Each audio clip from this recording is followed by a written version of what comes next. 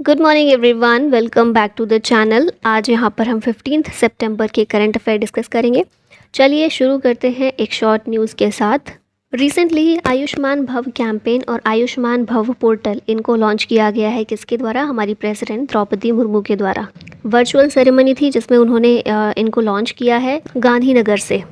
और ये क्यों किए गए हैं? तो हमारा जो यूनिवर्सल हेल्थ कवरेज स्कीम है, आयुष्मान भारत स्कीम, उसको चेक करना, उसको देखना कि हमारा कितना टारगेट अचीव हुआ है, कहाँ प्रॉब्लम्स आ रही हैं, वो सब कुछ देखने के लिए ये कैंपेन और पोर्टल को शुरू किया गया है। इस कैंपेन का एम है to facilitate access to Ayushman cards for citizens. इसके ज़रिए आभा आईडी वो जनरेट की जा सकती है इस कैंपेन, इस पोर्टल के ज़रिए, ताकि हेल्थ केयर सर्विसेज ली जा सकें। ठीक है, तो याद रखिएगा, पीएम मोदी ने नहीं किया इसको लॉन्च, किसने किया है? प्रेसिडेंट ने किया है। ठीक है, क्वेश्चंस पर आते हैं। When is national engineers day celebrated every year? तो ये 15 सितंबर 15 सितंबर के दिन सेलिब्रेट होता है। क्यों इस दिन होता है? क्योंकि सर मोक्षगुंडम विश्वेश्वरैया जो थे, एम विश्वेश्वरैया, इनकी बर्थ एनिवर्सरी होती है इस दिन। इंडियन इंजीनियर थे और साथ में स्टेट्समैन भी थे। ठीक है, इनको भारत रत्न भी मिल चुका है 1955 में, मतलब पहली बार 1954 में भारत रत्न और ये अवार्ड्स, पद्म अवार्ड जो इनकी शुरुआत हुई थी, और 55 में इनको दिया गया था। तो बहुत शुरुआत होने के बहुत रिसेंटली ही मिला था। यहाँ अगस्त के कुछ इंपॉर्टेंट डेज कर लेते हैं रिवाइज। नेशनल न्यूट्रिशन वीक होता है 1 सितंबर से 7 सितंबर को। 2 सितंबर को सेलिब्रेट होता है वर्ल्ड कोकोनट डे, और इसी दिन आदित्य L1 मिशन हमारा लॉन्च हुआ था। 5 सितंबर होता है इंटरनेशनल चैरिटी डे और टीचर्स डे। 8 सितंबर होता है इंटरनेशनल लिटरेसी डे। 10 सितंबर वर्ल्ड सुसाइड प्रिवेंशन डे। 11 सितंबर वर्ल्ड फर्स्ट एड डे। 14 सितंबर नेशनल हिंदी डे, और 15 सितंबर को नेशनल इंजीनियर्स डे सेलिब्रेट किया जाता है। Gift deed scheme has been launched by which state? तो ये जो स्कीम है यूपी की है, उत्तर प्रदेश की है। किस लिए है? तो बेसिकली जो प्रॉपर्टी रिलेटेड फैमिली डिस्प्यूट्स होते हैं उनको सॉल्व करने के लिए इस स्कीम की शुरुआत की गई है, गिफ्ट डीड स्कीम। कौन सी गवर्नमेंट की है? उत्तर प्रदेश गवर्नमेंट। यहाँ पर उत्तर प्रदेश के कुछ फैक्ट्स देखें तो कैपिटल है लखनऊ, गोमती रिवर के किनारे है, गवर्नर है आनंदीबेन पटेल। क्लासिकल डांस उत्तर प्रदेश से बिलोंग करता है कथक। कथकली केरला का है, कथक यूपी का है। इम्पॉर्टेंट स्कीम्स हैं यूपी की Nand Baba milk mission scheme, one family one ID. North India का पहला hyper scale data center Greater Noida में इस्टेब्लिश किया गया। वाराणसी पहली कल्चरल एंड टूरिज्म कैपिटल है एससीओ की। समरकंद उज्बेकिस्तान में जो मीटिंग हुई थी उसमें इसको डिक्लेयर किया गया था। Indo Israel centre of excellence for vegetables, इसको इनॉग्रेट किया गया चंदौली यूपी में। Major Dhyan Chand sports university Meerut में है। आगरा पहली सिटी है कंट्री की to have vacuum based sewer systems done by the Netherlands company, और 5 साल के लिए। उत्तर प्रदेश पहला स्टेट है to table of paperless budget in 2021। और निर्भया एंड इनिशिएटिव प्रोग्राम 75,000 महिलाओं को बेनिफिट करने के लिए यूपी गवर्नमेंट के द्वारा लॉन्च किया गया था। और खेलो India university games Uttar Pradesh के द्वारा ही 2023 में होस्ट किए गए। 4th world trade expo will be held in which Indian state? तो इसका आंसर है मुंबई। मुंबई में ये 4th वर्ल्ड ट्रेड एक्सपो देखने को मिलेगा। 4th एडिशन है इसका। रमेश बैस जो कि गवर्नर हैं महाराष्ट्र के, उनके द्वारा इसको इनॉग्रेट किया गया है वर्ल्ड ट्रेड एक्सपो को। इंडिया का बिगेस्ट बिजनेस प्लेटफॉर्म है for adding global trade linkages specially for MSME. इसको ऑर्गेनाइज किया गया है jointly by the world trade centre Mumbai and all India association of industries. यहाँ पर समिट कॉन्फ्रेंस रिवाइज कर लेते हैं। तो 3rd world Hindu conference Bangkok Thailand में हुई। 12th वर्ल्ड हिंदी कॉन्फ्रेंस ये नादी फिजी में हुई। वर्ल्ड कॉफ़ी कॉन्फ्रेंस बेंगलुरु में होगी 25 सितंबर 2023 में। Semicon India 2023 exhibition Gandhinagar Gujarat में। India mobile congress New Delhi में। India ASEAN conference on traditional medicines New Delhi में। Global technology summit New Delhi. 25th national conference on e governance Jammu Kashmir में हुई। No money for terror conference India में। 14th world spice congress Mumbai में। 2nd UN world geospatial international congress Hyderabad में हुई। National conference on environment ministers Gujarat में देखने को मिली। और world water congress and exhibition Denmark में हुई। Madan Lal Raigar has been appointed as India's next ambassador to which country? तो ये रिपब्लिक ऑफ कोंगो में भारत के नए एम्बेसडर के रूप में अपॉइंट हुए हैं। यहाँ पर कुछ और कंट्रीज़ में देख लेते हैं एम्बेसडर। तो कल ही हमने क्वेश्चन देखा था, ऑस्ट्रेलिया में भारत के हाई कमिश्नर के रूप में गोपाल बागले को अपॉइंट किया गया है।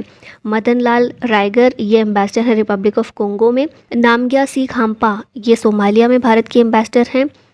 इरशाद अहमद सीरिया में भारत के एम्बेसडर हैं। देवेश उत्तम लिथुआनिया में। सुहेल एजाज खान सऊदी अरबिया में। सीबी जॉर्ज जापान में। विक्रम दोराईस्वामी ब्रिटेन में हाई कमिश्नर है भारत के। प्रणय कुमार वर्मा ये बांग्लादेश में भारत के हाई कमिश्नर हैं। और तरनजीत सिंह संधू ये यूएस में भारत के एम्बेसडर हैं। Which state governor Gulab Chand Kataria unveiled sarpanch संवाद। गुलाब चंद कटारिया गवर्नर से याद है आप लोगों को? अगर याद होंगे तो आंसर कर पाएंगे इसका। गुलाब चंद कटारिया असम के गवर्नर हैं और इन्होंने ही अनवील किया सरपंच संवाद को। एक मोबाइल ऐप है क्वालिटी काउंसिल ऑफ इंडिया की। एम क्या है इसका? To connect approximately 2.5 lakh sarpanch across India, और सभी सरपंच को एक हॉलिस्टिक प्लेटफॉर्म प्रोवाइड करना for networking, knowledge dissemination and collaboration. ठीक है, तो याद रखना है सरपंच संवाद एक मोबाइल एप्लीकेशन है।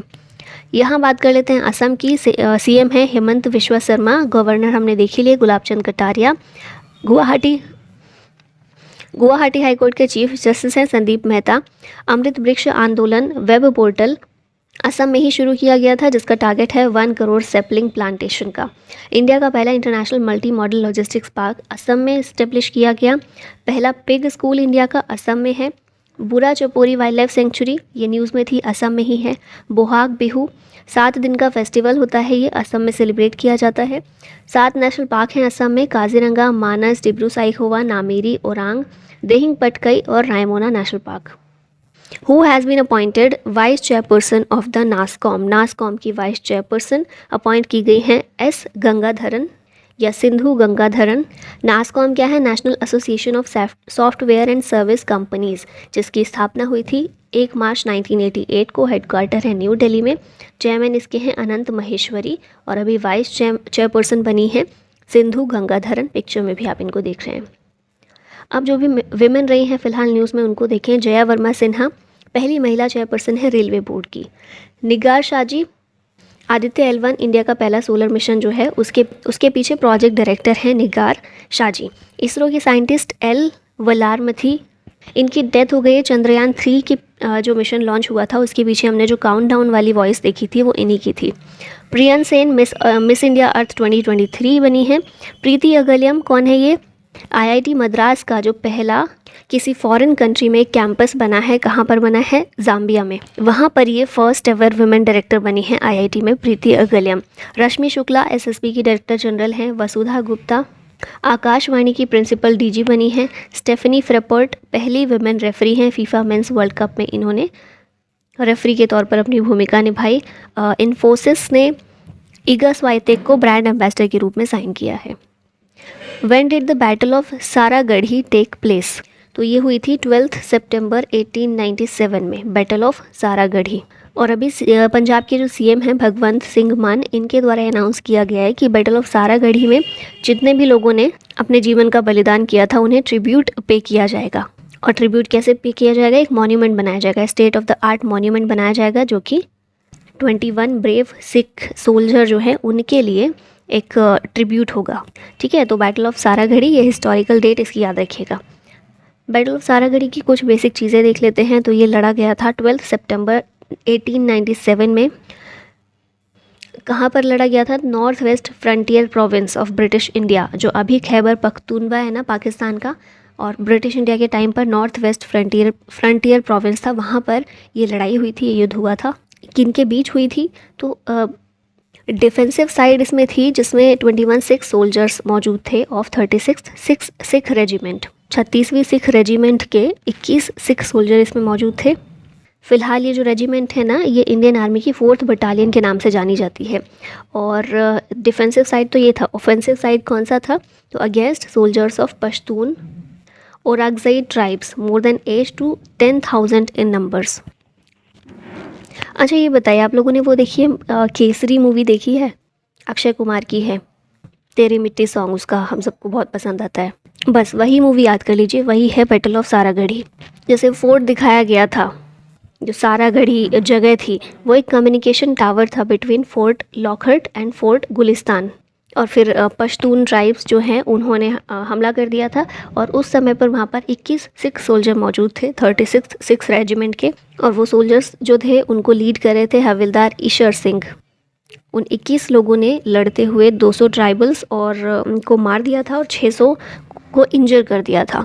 और फिर अंत में वो सब शहीद हो गए थे। तो उन्हीं को ट्रिब्यूट पे करने के लिए अभी ये मॉन्यूमेंट बनाया जाएगा, पंजाब के सीएम के द्वारा ये बोला गया है।